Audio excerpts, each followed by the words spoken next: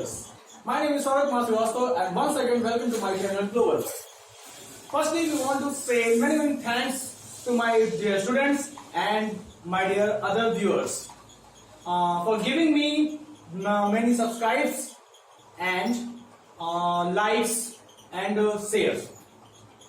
So friends, मैं आज ये कहना चाहता हूँ, एक बार फिर से मैं आपको बता दूं कि आपके द्वारा मिलने वाला ढेर सारा प्यार और ढेर सारे सब्सक्राइब लाइक बहुत अच्छे हैं और आप लोगों ने बहुत अच्छे से सब्सक्राइब किया चैनल को और बच्चों ज्यादा से ज्यादा बच्चों तक पहुंचाया, इसके लिए आपका बहुत बहुत धन्यवाद। तो फ्रेंड्स, आज के टॉपिक से पहले मैं आपको कुछ कहना चाहूंगा कि ऐसे ही बाकी दूर के बच्चों को भी चैनल को सब्सक्राइब कर शेयर कर उनके लिए पहुंचाते रहिए हमारे वीडियोस को, जिससे वो ज्यादा से ज्यादा कोर्स को कंप्लीट कर सके और वो भी फ्री ऑफ कास्ट। और एक बात और मैं बताना चाहता हूं आपको कि आने वाले टाइम में मैं कुछ और वीडियोस भी ऐसे लेके आऊंगा जिसमें आपका 9th to 12th course complete होगा। इसलिए सो फ्रेंड्स, तैयार रहिए आने वाले नए वीडियोस के लिए। सो शुरू करते हैं आज का topic, parts of sentence. Part of sentence में प्रेडिकेट। हाँ तो स्टूडेंट, सेंटेंस में हम आज क्लियर करेंगे प्रेडिकेट को। तो देखिए, प्रेडिकेट के लिए मैंने लिखा हुआ है, प्रेडिकेट की डेफिनेशन क्लियर कर लेते हैं। सबसे पहले, प्रेडिकेट इज द वर्ड और group of word which say something about the subject. Means predicate को हिंदी में अगर बात की जाए तो इसको बोलते हैं विधेय। ठीक, जैसे सब्जेक्ट को करता है उद्देश्य बोलते थे, वैसे प्रेडिकेट को बोलते हैं विधेय। अब प्रेडिकेट है क्या? Predicate means predicate is a group of word और वर्ड। क्या होता है ये? which say something about the subject. मतलब प्रेडिकेट क्या होता है? ये भी एक शब्द या शब्द समूह होता है जो किसके बारे में बताता है? सब्जेक्ट के बारे में कुछ ना कुछ कहता है या उसके बारे में बताता है। अब देख लेते हैं इसको, एग्जाम्पल के थ्रू हम समझ लेते हैं। जैसे मैंने एग्जाम्पल लिया, the king was going to hunt. Means यहां पे हम दोनों बातें क्लियर करते चलते हैं आपको कि जैसे पहला हमने क्या किया था कि जो चीजें दो पार्ट हो गए इसके, एक हो गया आपका सब्जेक्ट और ये हो गया सब्जेक्ट के बारे में क्या मैंने कहा था, क्या कोई सबसे पहले एक वर्ब देखते हैं। जैसे गोइंग, कौन जा रहा है, तो जाने का काम जो कर रहा है वो द किंग हो गया, ये आपका हो गया सब्जेक्ट। शेष पार्ट जो बचा वो आपका हो गया प्रेडिकेट। तो ये आपका हो गया प्रेडिकेट। ये क्या है? ग्रुप ऑफ वर्ड है। ग्रुप ऑफ वर्ड है या कि कोई एक वर्ड भी हो सकता है। ये क्या बता रहा है? राजा के बारे में ही बता रहा है कि वो शिकार करने जा रहा है। तो ये आपका प्रेडिकेट हो गया, मतलब ये सब्जेक्ट हो गया और प्रेडिकेट हुआ। और एग्जांपल देख लेते हैं, ए कैट इज ड्रिंकिंग मिल्क, मतलब बिल्ली दूध पी रही है। तो यहाँ पे दूध पीने का काम कौन कर रहा है? A cat. तो ये हो गया आपका सब्जेक्ट। शेष जो बच रहा है वो आपका क्या हो गया? प्रेडिकेट। तो इसको आप ऐसे भी समझ लेते हैं कि सब्जेक्ट को छोड़कर शेष जो भी बच रहा है वो सारा क्या हो जाता है? प्रेडिकेट हो जाता है। ठीक, सब्जेक्ट के पार्ट्स के बारे में, सब्जेक्ट के बारे में हमने समझा और आज हम समझेंगे प्रेडिकेट और उसके पार्ट्स के बारे में। तो इसको आप नोट डाउन कर सकते हैं। इसके बारे में चलते हैं, parts of predicate.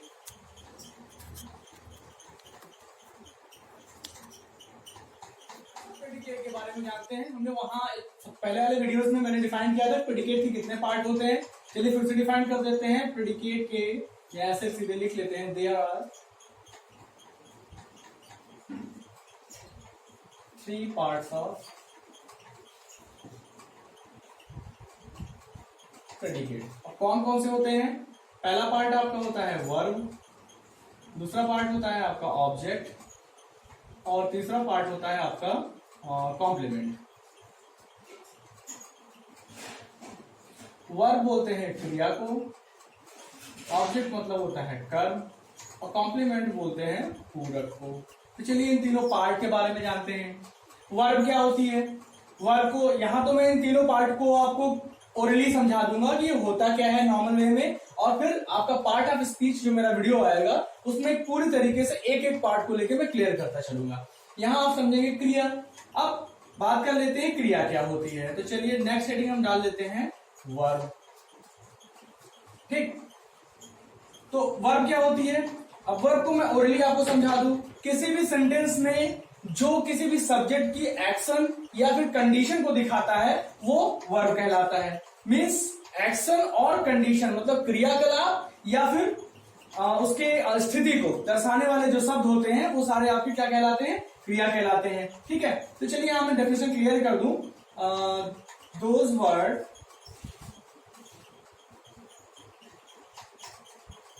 which denotes action or condition of subject, मतलब ऐसे शब्द जो क्या करते हैं, किसी भी सब्जेक्ट के एक्शन और कंडीशन मतलब स्थिति और क्रियाकलाप को दर्शाते हैं, क्या कहलाते हैं, क्रिया कहलाते हैं। जैसे सच एज, आप एग्जांपल ले सकते हैं, जैसे हो गया आपका वर्क, गो, मेक, और आपके इसके अलावा जो आपके हेल्पिंग वर्ब्स होते हैं is, am, are, modal verb भी इसी में आ जाते हैं। जैसे आपका हो गया शुड एक्सेट्रा। ठीक, तो मैंने बताया क्रिया क्या होते हैं, ऐसे शब्द होते हैं जो किसी भी सब्जेक्ट के एक्शन या कंडीशन मतलब स्थिति या क्रियाकलाप को दर्शाते हैं। जैसे वर्क हो गया, गो हो गया, मेक हो गया, आपके हेल्पिंग वर्ड एमआर हो गए, और आपका क्या बोलते हैं इसको मॉडल वर्ब शुड, वुड हो गया। अब इनके बारे में जो डीपली नॉलेज जो मैं दूंगा वो आपको पार्ट ऑफ स्पीच वीडियो जो आएगा मेरा उसमें आपको दूंगा। ठीक है, तो यहाँ आप नॉर्मली समझ सकते हैं। तो क्रिया ये सारी क्या कहलाती है, ये क्रिया कहलाती है। नेक्स्ट आपकी बात कर लेते हैं, दूसरा आपका जो पार्ट है वो है आपका ऑब्जेक्ट।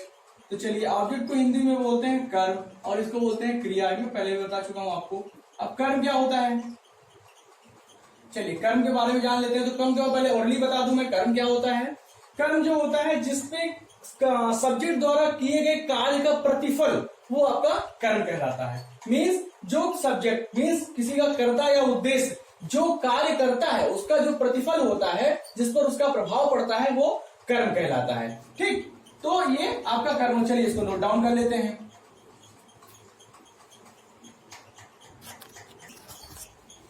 चलिए ऑब्जेक्ट को क्लियर कर लेते हैं। तो दोज वर्ड्स और group of word which receive the action of subject। ठीक, मतलब कि जो सब्जेक्ट द्वारा किए गए क्रियाकलाप को रिसीव करता है या फिर सब्जेक्ट द्वारा जो वर्क परफॉर्म की जाती है उसका प्रतिफल जो होता है वो आपका क्या कहलाता है, ऑब्जेक्ट कहलाता है। चलिए सच एज, जैसे इसको हम जान लेते हैं कि ये है क्या। अब ऑब्जेक्ट कौन कौन सा होता है, जैसे राम एट मैंगोज। अब यहां पे देखिए, राम क्या हो गया आपका, सब्जेक्ट हो गया, ईट क्या हो गया आपकी, वर्ब हो गई। ठीक है, अब राम खा रहा है, जो चीज खा रहा है मतलब क्रिया द्वारा राम का जो प्रतिफल है वो किस पे पड़ रहा है, मैंगोज पे। मतलब रिसीव क्या हो रहा है, मैंगोज। मीन्स ये क्या हो गया आपका ऑब्जेक्ट हो गया। ठीक है, यहाँ पे आप क्लियर कर सकते हैं। एक और सेंटेंस आप ले सकते हैं, जैसे कैट किल्स द माउस। यहाँ पे कैट क्या हो गई, ये आपका सब्जेक्ट हो गया। ठीक है, किल्स क्या हो गया, वर्ब हो गया आपका, और द माउस क्या हो गया, ऑब्जेक्ट हो गया। क्योंकि जो कार्य हो रहा है उसका जो प्रतिफल है वो क्या है, माउस है। मीन्स और माउस क्या हो गया आपका, ऑब्जेक्ट हो गया। तो इतनी चीजें आप नोट डाउन कर लीजिए।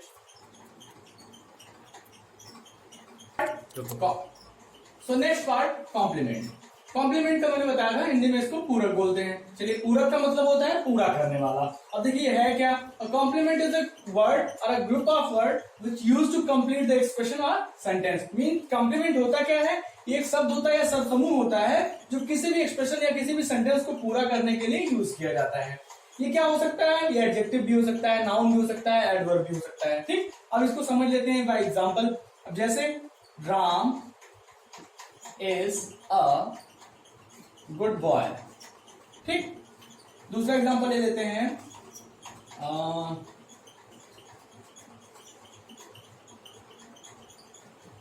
She is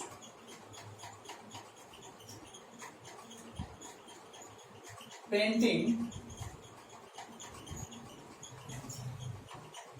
regularly.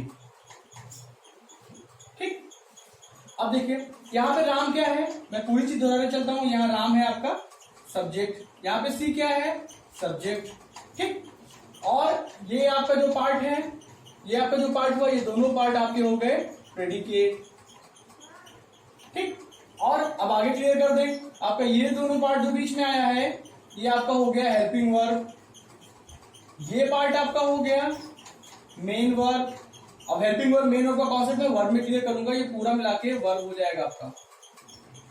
ठीक, अब यहां पे देखिए अ गुड बॉय, ये जो आया है ये ऑब्जेक्ट नहीं है, क्योंकि ये कोई कार्य का प्रतिफल नहीं है, तो यहां पे ये क्या है आपका, ये आपका है कॉम्प्लीमेंट। ठीक है, यहां पे रेगुलरली ये क्या है, ये एडवर्ब है।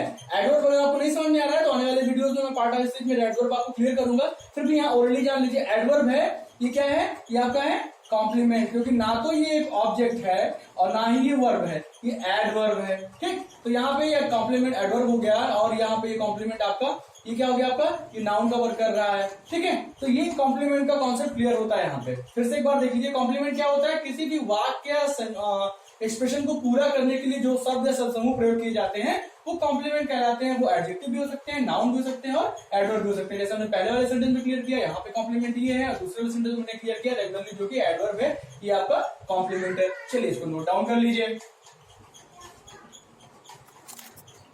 तो चलिए हमने यहाँ पे क्लियर कर लिया आपका कि प्रेडिकेट क्या होता है, सब्जेक्ट क्या होता है, प्रेडिकेट के पार्ट्स भी हमने आप क्लियर कर लिए।